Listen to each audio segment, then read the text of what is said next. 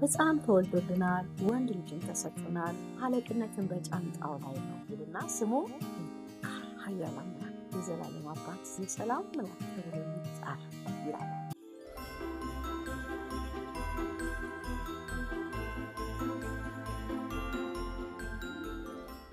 እንኳን ለጌታችንና ለመድኃኒታችን ኢየሱስ ክርስቶስ የልደት በዓል በሰላም አደረሳችሁ።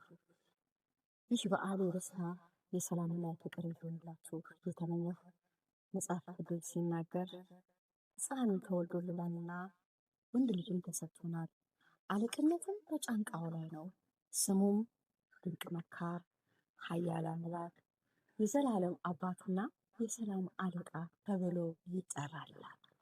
እንኳን በዚህ ሰላም ያመጣልን የዘላለም አባት ለሆነን ድንቅ መካር ለሆነን አባት ልደት እንኳን አደረሳችሁ። ይህ እንግዲህ ኢሳያስ 9:6 ላይ የሚገኝ ቃል ነው፣ ትንቢት የተነገረለት ማለት ነው። ዛሬ የምናከብረው እንግዲህ እሱ የተወለደበትን የልደት በዓል ነው። ለእኛ ደግሞ ክብርን ጥሎ ከሰማየ ሰማያት ወደ ምድር መጥተው እኛ የሰው ልጆች ደስ ብሎን እንድንኖር በሱ ተደግፈን እንድንኖር የእግዚአብሔርን ክብር እንድናይ ረድቶናል፣ ለዘላለም ይረዳናል እና እንኳን አደረሳችሁ። እንግዲህ በዚህ በዓል ቤተሰብ ይሰባሰባል። ዛሬ ይህንን እንኳን ደስ ያላችሁ የሚለውን ፕሮግራም የምናስተላልፍላችሁ የጥበብ ጎጆ ከተሰኘው ፕሮግራማችን ነው። ይህ እንግዲህ በቤተሰብ ጉዳይ፣ በማህበራዊ ጉዳይ፣ በአገር ጉዳይ ሰላማዊ የሆኑ ሀሳቦችን የሚያቀርብ ፕሮግራም ሲሆን ይህንን በዓል ምክንያት በማድረግ ቤተሰብ ይሰባሰባል።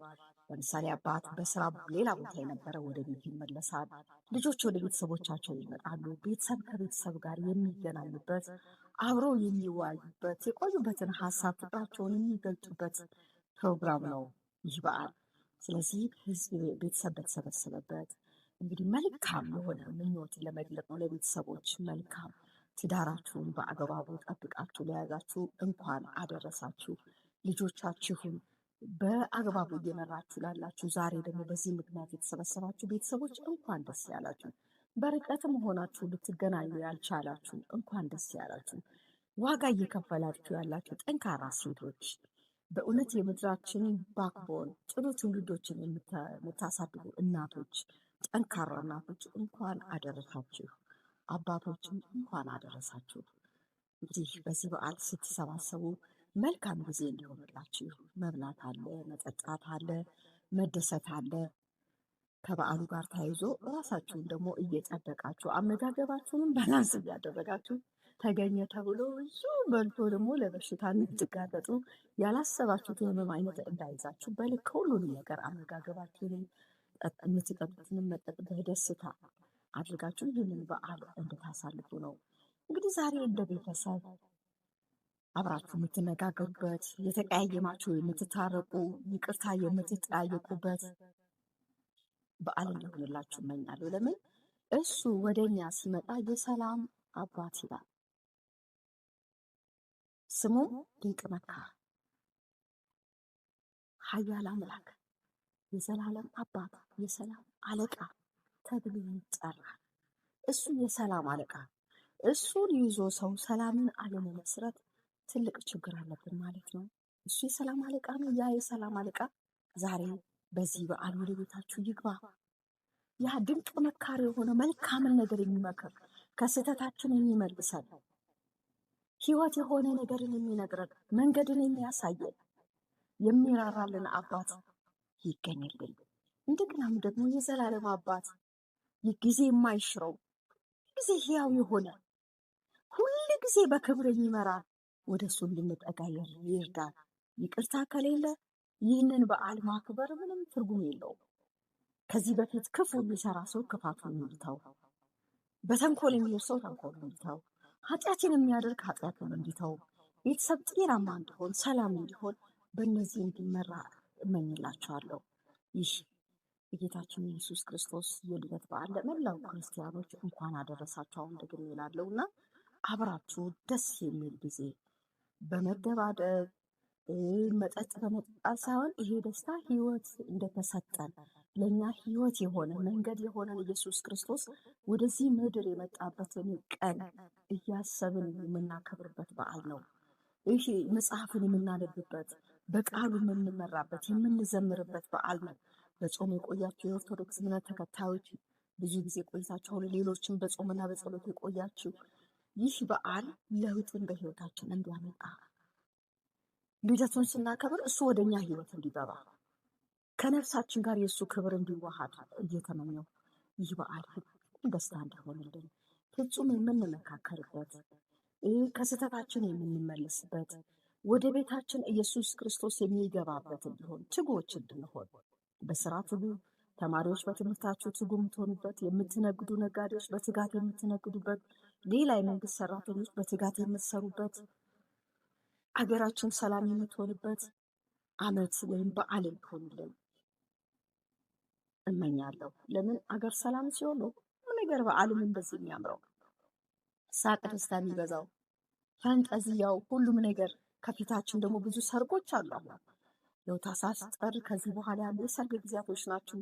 ወደ ጋብቻ ልትገቡ የተዘጋጃችሁ ወጣቶች እግዚአብሔርን መፍራት ተለማመዱ። የጋብቻው መስራት እግዚአብሔር ነው። እግዚአብሔርን እያያችሁ ወደ እግዚአብሔር ፊታችሁን አቅንታችሁ ከእግዚአብሔር ጋር ተወዳጅታችሁ ትዳራችሁን እንድትመሰርቱ። ለምን እግዚአብሔር የሌለበት ትዳር ምንም ዘለቂታ የለውም። እግዚአብሔርን ወደ ትዳራችሁ አስገቡ።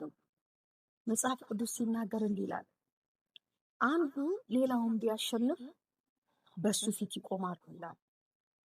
ስለዚህ በሶስት ገመድ የተገመደ ፈጥኖ ይበጠስ። ወንድ ሴት ተጋቢዎች እግዚአብሔር መካከላችሁ ኖሮ ትዳራችሁን ከመሰረታችሁ አይበጠስም። የማይበጠስ ትዳርን መስርቱ። ትዳራችሁ የማይበጠስ እንዲሆን እግዚአብሔርን መካከላችሁ አስገቡ። ቁጭ ብላችሁ ተማሩ። እግዚአብሔርን ፍሩት። ሞር ትኩረት የምታደርጉት ቬሎው ላይ፣ የሰርጉ ፕሮግራም ላይ ኖ፣ ትልቁን እግዚአብሔር በሰርጋችሁ ጋብዙት። በእውነት ደግሞ እግዚአብሔርን ፈርታችሁ ቅዱስ ጋብቻ ልትመሰርቱ በጣም የተዘጋጃችሁ እንኳን ደስ ያላችሁ። እግዚአብሔር በሰርጋችሁ መካከል ይገኝ። የሰርጋችሁን ደስታ እግዚአብሔር ይፈጽምላችሁ። ደስ ይበላችሁ። እግዚአብሔር ያለበት ነገር ሁሉ ደስታ አለበት። እግዚአብሔር ከሌለ ደግሞ ምንም የለበትም፣ ባዶ ነው። ስለዚህ እግዚአብሔርን በሕይወታችሁ ጋብዙት።